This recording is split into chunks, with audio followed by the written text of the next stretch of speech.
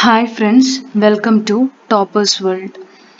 ഇന്ന് നമ്മൾ പുതിയൊരു സെഷൻ ആരംഭിക്കുകയാണ്, ഇംഗ്ലീഷ് ടിപ്സ് ആൻഡ് ട്രിക്സ്. അപ്പോൾ നമ്മളുടെ ആദ്യത്തെ ക്ലാസ് ഇംഗ്ലീഷിലെ ആദ്യം നമ്മൾ പഠിക്കേണ്ട ആർട്ടിക്കിൾസ് എന്ന ടോപ്പിക്കാണ്.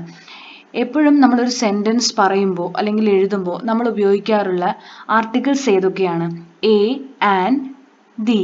ഇതാണ് മെയിൻ ആയിട്ടുള്ള ആർട്ടിക്കിൾസ്.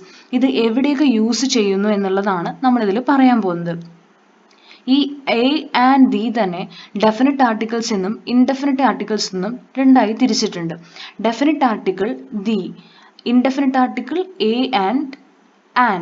ഓക്കെ, അപ്പോൾ ഇതിനി എവിടെ യൂസ് ചെയ്യുന്നു എന്ന് നമുക്ക് നോക്കാം.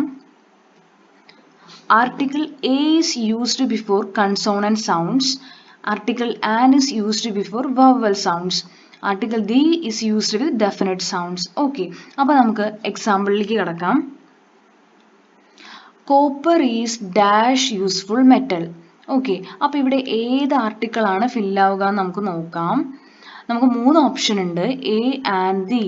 Copper is A useful metal, അതാണ് ശരിയായിട്ടുള്ള ആൻസർ. രണ്ടാമത്തെ, വാട്ട് ഡാഷ് ഐഡിയ.